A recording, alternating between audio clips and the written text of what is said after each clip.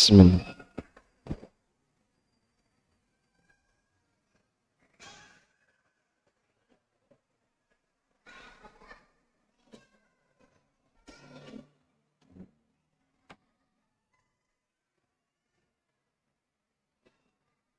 La ilaha illallah.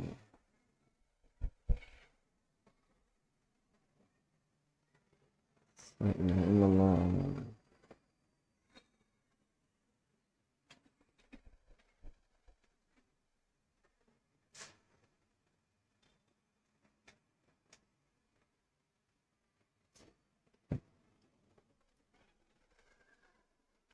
Assalamualaikum warahmatullahi wabarakatuh. Alhamdulillahi rabbil alamin. Wassalatu wassalamul atammanil akmalani alal mab'uthi rahmatan lil alamin. Wa ashhadu an la ilaha illallah wahdahu la syarika lah.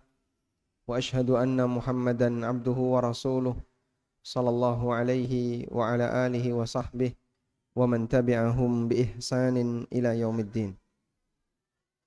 Alhamdulillah, puji syukur kita haturkan kehadirat Allah Subhanahu wa taala di kesempatan malam hari ini bersama keramaian anak-anak yang luar biasa. Kembali kita melanjutkan kajian rutin dengan membaca kitab Al-Lu'lu' wal Marjan, kumpulan hadis riwayat Bukhari Muslim. Dan kita masih di bab tentang masalah zakat. Insyaallah yang akan kita bahas bab yang ke-14. Babu fadlin nafaqati was sadaqati 'alal aqrabin waz zawji wal auladi wal walidain walau kana musyrikin. Bab tentang keutamaan memberikan nafkah dan sedekah kepada kerabat, kepada istri, anak-anak, orang tua, meskipun beda agama. Kita akan membaca hadis nomor 582. Hadisu Anasin radhiyallahu anhu. Hadis dari Anas radhiyallahu anhu. Beliau bercerita, Kana Abu Talhata aktsaral ansari bil Madinati malan. Abu Talhah adalah orang Ansar yang paling banyak hartanya. Dan harta, makna harta ketika itu adalah kebun, tanah. Min nakhlin, yang merupakan kebun kurma. Wa kana ahabba amwalihi ilaihi Bayruha. Dan kebun yang paling beliau cintai adalah kebun Bayruha atau Bi'ruha. Wa kana mustaqbilatal masjid, dan kebun ini ada di depan Masjid Nabawi. Dan sekarang sumur yang ada di kebun itu berada di dalam masjid. Kemarin informasi sempat terjadi meluap. Ada sumur yang meluap sampai kemudian airnya membasahi karpet-karpet Masjid Nabawi. Itu katanya adalah sumur Bi'ruha yang ada di kebun Bayruha, kebunnya Abu Talha. Sudah di dalam Masjid Nabawi, dulu di depannya. Kiblatnya Masjid Nabawi kemana? Ke selatan. Kiblatnya ke selatan. Sumur Bayruha itu di sekitar sini, dari masjid yang lama, dan itu masih berada di wilayah masjid untuk saat ini. Dulu di luar masjid. Kenapa ini kebun disenangi oleh Abu Talha? Karena di situ ada sumur yang airnya bagus. Yang kedua, kebun ini subur. Yang ketiga, gampang diakses. Kebun subur, airnya bagus, gampang diakses. Harganya apa? Mahal. Mungkin ada tanah subur tapi jauh di sana. Sehingga untuk bisa mengakses tanah itu butuh waktu 5 jam perjalanan dari pemukiman penduduk. orang akan malas karena jauh. Tapi kalau dekat, maka mengaksesnya akan gampang. Kebun Bairuha ada di hadapan Masjid Nabawi. Wa kana Rasulullah sallallahu alaihi wasallam yadkhuluha wa yashrabu min ma'in fiha tayyibin. Dan Nabi sallallahu alaihi wasallam terkadang masuk ke kebun Bairuha dan beliau minum air yang bagus yang ada di dalamnya. Qala Anasun, kata Anas, falamma unzilat hadhil ayah, hingga ketika turun firman Allah Ta'ala di awal dari juz yang keempat dari Al-Quran, lan tanalul birra hatta tunfiqu mimma tuhibbun, kalian tidak akan mendapatkan kebaikan sampai kalian menginfakkan apa yang kalian cintai. Ada di surat Ali Imran ayat 92. Lan tanalul birra hatta tunfiqu mimma tuhibbun. Kalian tidak akan mendapatkan pahala sampai kalian menginfakkan apa yang kalian cintai. Wa ma tunfiqu min syai'in fa innallaha bihi alim. Dan apapun yang kalian infakkan sesungguhnya Allah Maha mengetahui. Di kebun Bairuha ini merupakan kebun yang paling dicintai oleh Abu Talha. Ketika turun ayat ini, kata Anas, falamma nazalat hadhil ayah, qama Abu Talha ila Rasulillah sallallahu alaihi wasallam. Abu Talha langsung menemui Rasulullah sallallahu alaihi wasallam. Faqala, kemudian beliau menyampaikan, ya Rasulullah, innallaha tabaraka wa ta'ala yaqul, ya Rasulullah, sesungguhnya Allah Ta'ala berfirman, lan tanalul birra hatta tunfiqu mimma tuhibbun. Kalian tidak akan mendapatkan kebaikan, tidak akan mendapatkan pahala sampai menginfakkan apa yang kalian cintai. Wa inna ahabba amwali ilayya Bairuha. Dan harta yang paling aku cintai adalah Bairuha. Wa innaha sadaqatun lillah. Maka aku jadikan ini sebagai sedekah untuk Allah. Arju birraha wa dukhraha indallah. Aku berharap pahala dan simpanannya di sisi Allah. Fadhaha ya Rasulullah haitsu arakallah. Maka silahkan Anda salurkan sesuai dengan petunjuk yang Allah berikan kepada Anda. Faqala Rasulullah sallallahu alaihi wasallam, kemudian Rasulullah sallallahu alaihi wasallam mengatakan, bah dzalika malun rabih. Bah dzalika malun rabih.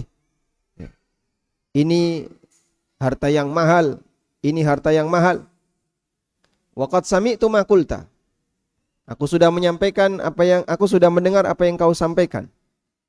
Wa inni ara an taj'alaha fil aqrabin. Dan menurutku sebaiknya kau salurkan untuk kepentingan al-aqrabin, untuk kerabatmu. Berikan ini untuk kerabatmu. Faqala Abu Talha, lalu Abu Talha mengatakan, af'alu ya Rasulullah, siap aku kerjakan ya Rasulullah.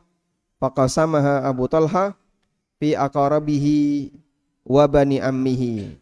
Lalu kebun itu dibagikan oleh Abu Talha untuk kerabat-kerabat beliau dan putra pamannya. Berarti apa? Sepupu. Dan putra pamannya atau sepupu. Baik. Sekarang kita akan membahas hadis Abu Talha radhiyallahu anhu. Di footnote-nya ada keterangan Bairuha, sebuah tempat yang berada di depan Masjid Nabawi, dikenal Biqasri Bani Jadilah. Dikenal dengan nama Qasr Bani Jadilah. Itu nama dulu, kalau sekarang ya sudah masuk wilayah Masjid Nabawi. Sekarang kita akan bahas hadis Abu Talha. Nah, yang dilakukan oleh Abu Talha itu apa jamaah? Yang dilakukan oleh Abu Talha adalah beliau mewakafkan kebun yang dia miliki. Sebentar. Enggak, sedikit error. Alhamdulillah. Abu Talha sedekah kebun. Sedekah kebun itu apa? Sama dengan wakaf kebun. Abu Talha wakaf kebun. Ya? Nah, wakaf itu adalah sedekah jariyah.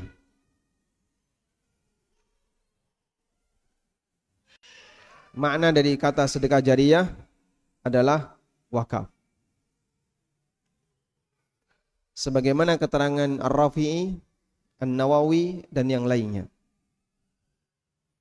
Karena itu Abu Talha ketika menyebut kebunnya, beliau mengatakan, wa inna ahabba amwali ilayya bayruha. Harta yang paling aku cintai adalah bayruha. Wa innaha sadaqatun lillah. Dan saya jadikan ini sebagai sedekah untuk Allah. Masya Allah. Yang ada di atas siapa saja namanya? Yang ada di atas. Yang ada di atas semuanya turun. Tidak boleh bermain di masjid.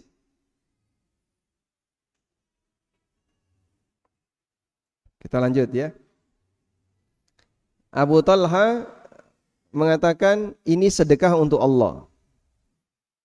Karena secara makna bahasa sedekah itu juga bisa bermakna wakaf, yaitu sedekah jariyah. Baik.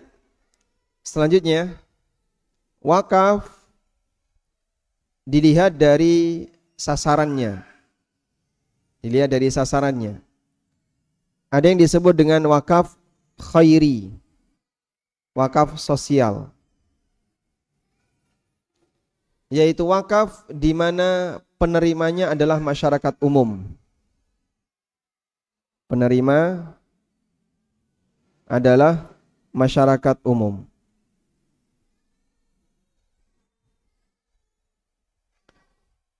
Kemudian ada wakaf di mana penerimanya keluarga, yang disebut dengan wakaf dzurri.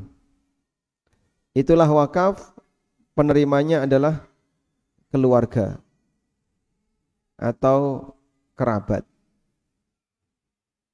Namanya wakaf dzurri.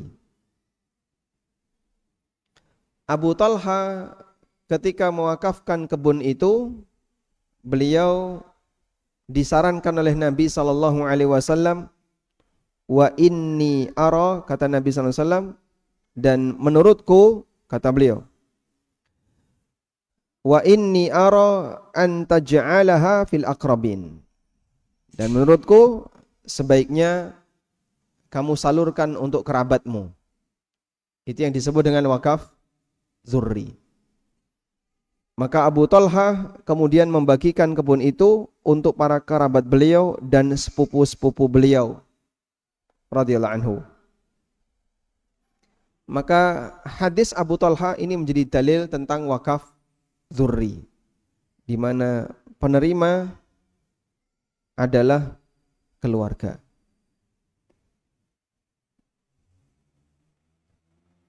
Ketika itu wakaf, maka objek itu tidak boleh diwariskan. Objek wakaf, bagaimana kondisi objek wakaf? Objek wakaf tidak boleh diwariskan, tidak boleh dihibahkan, tidak boleh dijual. Sehingga dengan bahasa lain, tidak boleh pindah, tidak boleh pindah jadi hak milik pribadi. Objek wakaf tidak boleh menjadi milik pribadi. Maka objek wakaf menjadi milik bersama Jadi objek wakaf milik bersama dengan penerima manfaat. Dengan penerima manfaat bisa siapa saja tadi? Bisa masyarakat secara umum, bisa keluarga. Penerima manfaat bisa masyarakat. Seperti masjid ini wakaf untuk siapa?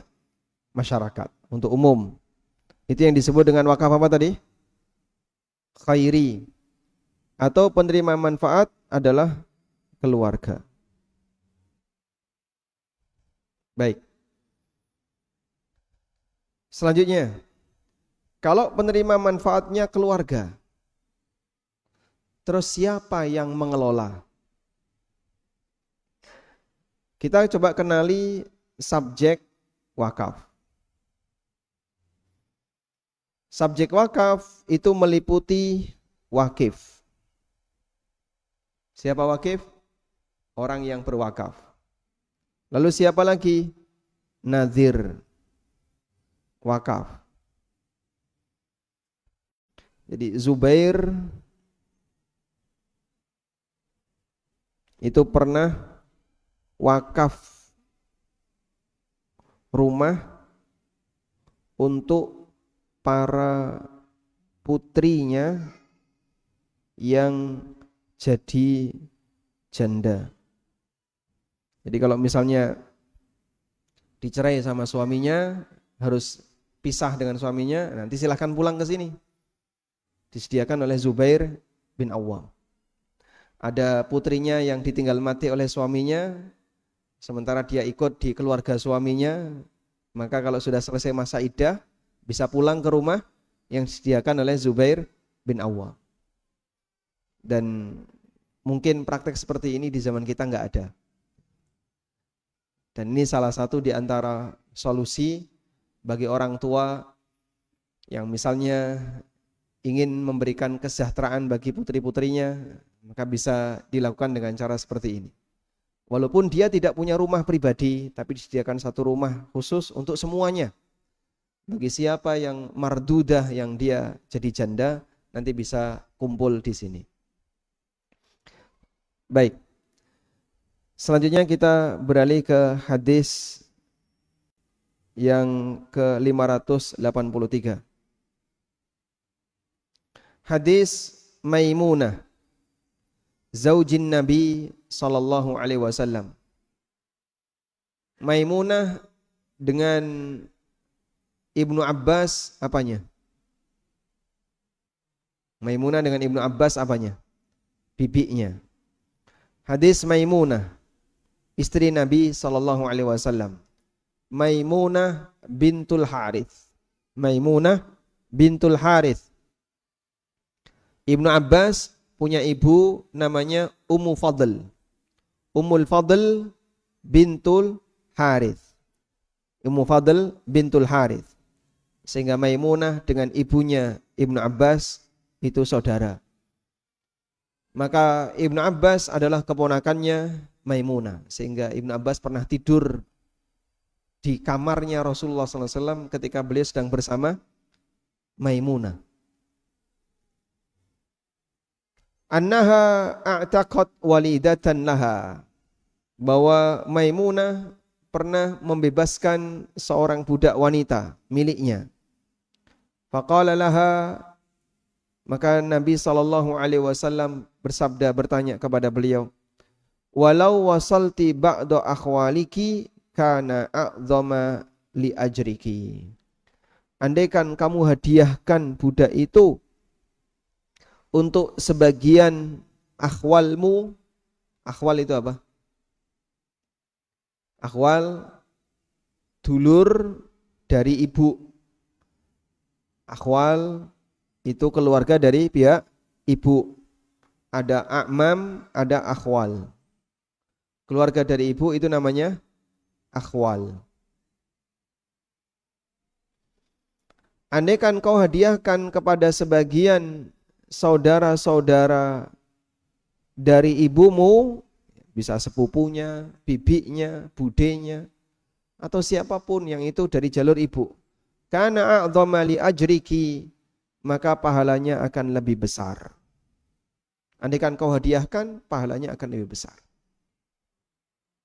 Karena kalau dibebaskan, maka dia begitu merdeka, sudah tidak bisa dimanfaatkan. Tapi kalau dihadiahkan dan yang menerima adalah keluarga, maka menjadi dua nilainya, sedekah dan silaturahmi. Nah, dan ini salah satu di antara dalil para istri Nabi SAW adalah orang yang sangat gemar bersedekah. Bahkan mereka berlomba-lomba untuk sedekah. Sampai Aisyah radhiyallahu anha, salah satu di antara yang sangat rajin sedekah, nerima apa, dimakan secukupnya, sesuai kebutuhan sehari itu, sisanya sedekahkan. Jadi enggak nyimpen. Dan banyak para istri Rasulullah SAW yang seperti itu karakternya. Wallahu a'lam. Baik. Isya jam berapa? 2 menit. Nah. Baik, mungkin itu sebagai pengantar yang pertama kita, karena satunya hadis panjang ya, 2 menit nggak cukup nih. Dan ini dimasukkan oleh penulis dalam bab zakat ya, tapi kaitannya dengan masalah berinfak atau bersedekah kepada kerabat. Karena infak atau sedekah kepada kerabat nilainya 2. Sedekah untuk kerabat nilainya 2. Nilainya apa? Pahala sedekah. Yang kedua silaturahmi. Maka memberikan apapun kepada kerabat nilainya lebih afdal.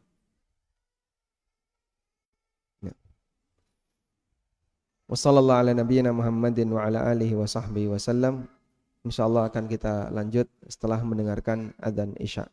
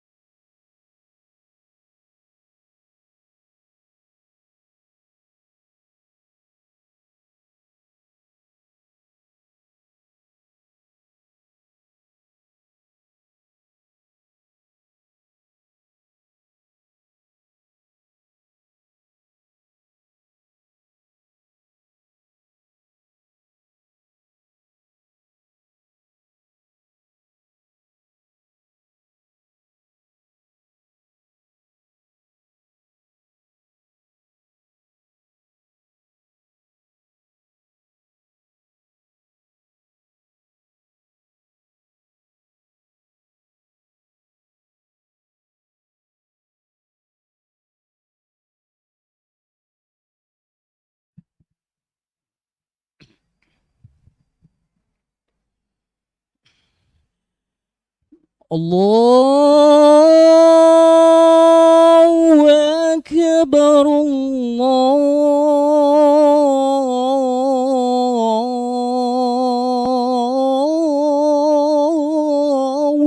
Akbar, Allahu Akbar,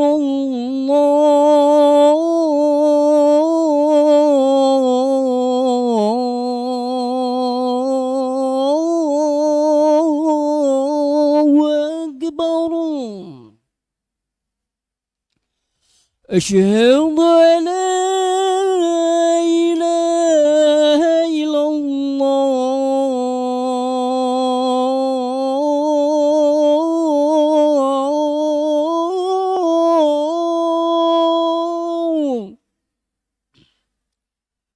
أشهد أن لا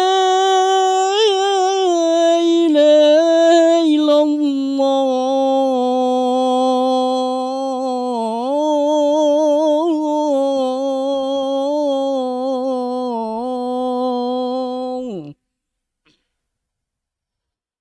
أشهد أن محمد رسول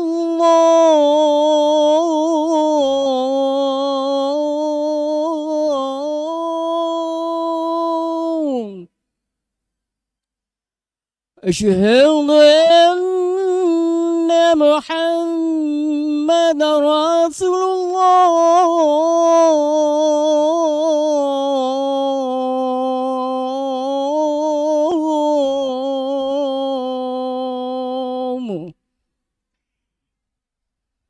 حي على الصلاة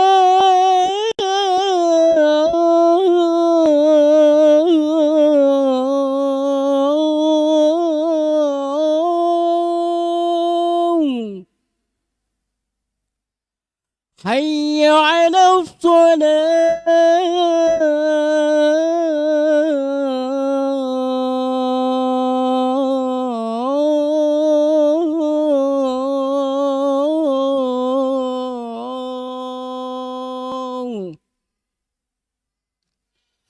حي على الفلاح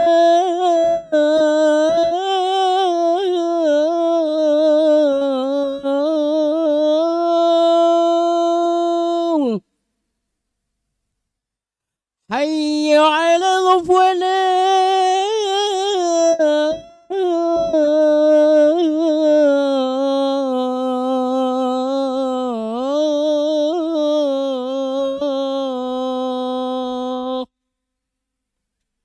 الله أكبر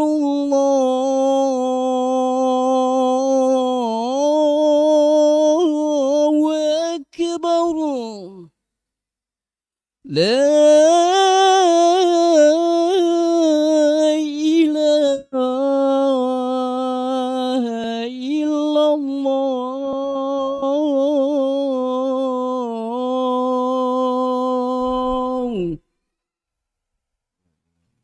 Allahumma salli ala Muhammad. Allahumma rabba hadhihi ad-da'wati at-tammah as-salatul qa'imah bi Muhammadin was-salatu wal-qabul wa ba'atha maqamal mahmudan allati wa'adta.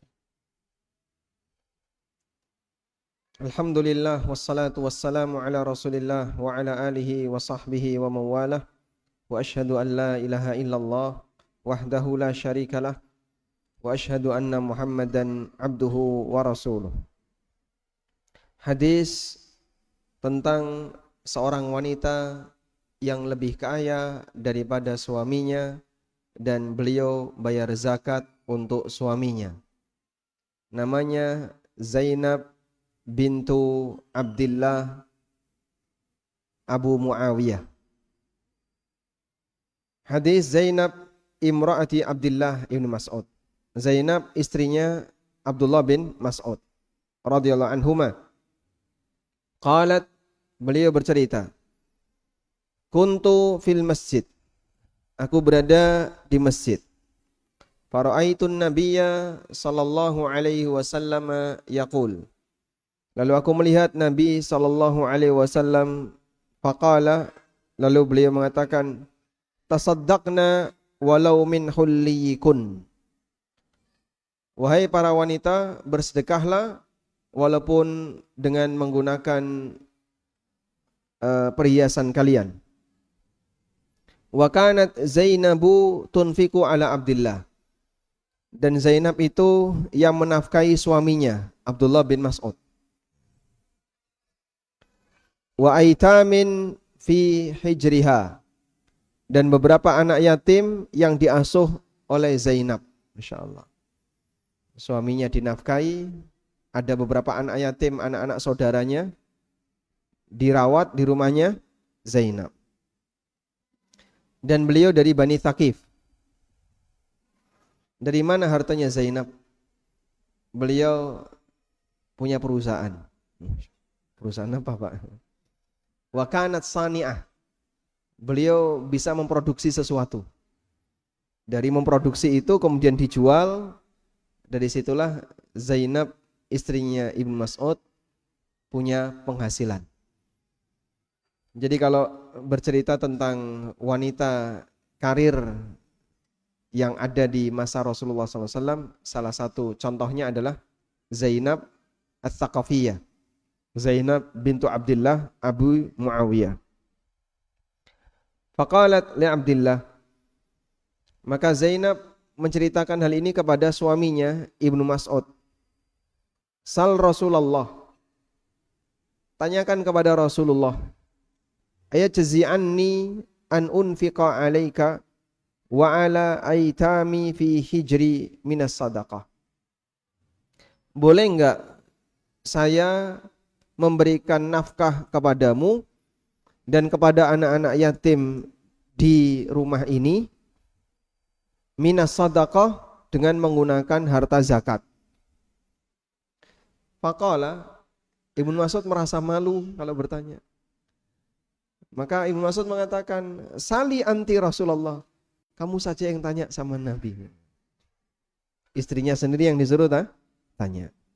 Sali anti Rasulullah, kamu sendiri coba yang tanya kepada Rasulullah SAW. Fantolaktu ilan Nabi sallallahu alaihi wasallam. Maka aku pun menemui Nabi sallallahu alaihi wasallam. Wajadtu mra'atan minal ansari 'alal bab. Dan aku ketemu dengan seorang wanita dari Ansar sedang berdiri di samping pintu. Hajatuha mithlu hajati. Dia punya masalah seperti masalahku. Maksudnya mau tanya kepada Rasulullah sallallahu alaihi wasallam. Sehingga Masya Allah ya, hidup di zaman itu kalau butuh fatwa langsung datang menemui Nabi sallallahu alaihi wasallam. Luar biasa. Dia punya pertanyaan, dia punya masalah. Sebagaimana aku punya masalah, mau bertanya. Famarra alaina Bilalun. Tiba-tiba datang Bilal. Fakulna, lalu kami sampaikan, salin Nabiyya sallallahu alaihi wasallam, ayajzi'anni an unfiqa ala zawji wa aitamin li fi hijri. Coba tanyakan kepada Rasulullah sallallahu alaihi wasallam, bolehkah kami memberi nafkah kepada suamiku? Bolehkah aku memberikan nafkah kepada suamiku dan anak-anak yatim yang berada di pengasuhanku dengan menggunakan zakat? Wa qulna la tukhbir bina. Lalu kami sampaikan, jangan cerita kalau itu dari kami. Padakhala, kemudian Bilal menemui Rasulullah SAW, fasa'alahu, lalu beliau tanya. Faqala, kemudian Nabi SAW malah balik tanya, man huma?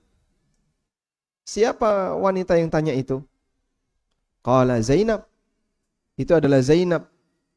Lalu Nabi SAW mengatakan, ayyuz zayanib, Zainab yang mana? Ayyu zayanib. Jadi kalau Anda dapat info dari mana? Ahmad. Oh, nama Ahmad kan banyak sekali. Ahmad yang mana? Budi yang mana? Budi, satu Budi. Kalau dua Budi, Budian. Kalau banyak Budi, Budiman. Zainabun, Zainabani, Zayanib. Rasulullah SAW bertanya, ayyuz Zayanib, Zainab yang mana? Qala imra'ata Abdillah, istrinya Abdullah bin Mas'ud. Qala, kemudian Nabi SAW mengatakan, na'am, boleh, sah. Laha ajrani, ajrul qarabah, wa ajrus sadaqah. Dia punya dua pahala. Pertama, pahala silaturahmi, dan yang kedua, pahala bayar zakat. Masya Allah. Baik. Punya istri kayak gini beruntung gak, Pak? Hah? Ribuan? Banget. Kenapa banget, Pak? Mau meneng aja dinafkahi sama istrinya. Nah, sekarang coba kita lihat ini. Berbicara tentang zakat. untuk keluarga. Ini berlaku hanya untuk keluarga yang tidak wajib dinafkahi. Zakat untuk keluarga hanya boleh untuk anggota keluarga yang bagaimana? Tidak wajib dinafkahi. Zakat untuk keluarga hanya boleh untuk yang tidak wajib dinafkahi. Dah? Sebab nafkah, sebab wajib nafkah itu ada 3. Ada 3. 1, nasab. 2, pernikahan. 3, kepemilikan. Untuk sebab nasab hanya 2 jalur. Untuk sebab nasab hanya 2 jalur. Jalur usul dan jalur furu'. Usul itu berarti bapak, kakek, ibu, nenek, dan seterusnya ke atas. Itu jalur usul. Jalur furu' berarti anak, cucu, cicit, canggah, wareng, udek-udek, gantung siwur, dan seterusnya ke bawah. Ini jalur nasab. Kalau jalur pernikahan hanya 1, istri. Kalau jalur kepemilikan, karena sebab kepemilikan apa? Budak atau binatang piaraan. Siapa yang memelihara binatang, maka dia wajib ngasih nafkah. Kalau enggak, dosa. Dakhalat imra'atun an-nara fi hirratin. Ada seorang wanita yang masuk neraka gara-gara kucing. Amsakatha wala tut'imha. Dia kurung kucing itu enggak dikasih makan sampai mati. Fadakhalatin nar. Maka wanita ini masuk neraka. Ya. Maka orang tidak boleh menggunakan dana zakatnya untuk beli pakan kucing di rumahnya. Karena berarti dia menggunakan dana zakat untuk menafkahi kucingnya atau beri pakan sapi dan seterusnya.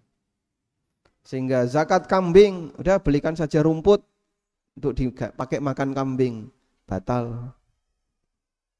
Karena kambing yang dia miliki, binatang piaraan yang menjadi miliknya, wajib untuk dia nafkahi. Nah, alhamdulillah. Baik, demikian pelajaran yang bisa kita sampaikan, semoga bermanfaat. Wassallallahu ala nabiyyina Muhammadin wa ala alihi wa sahbihi wasallam. Wa akhiru da'wana alhamdulillahi rabbil alamin. Wassalamualaikum warahmatullahi wabarakatuh.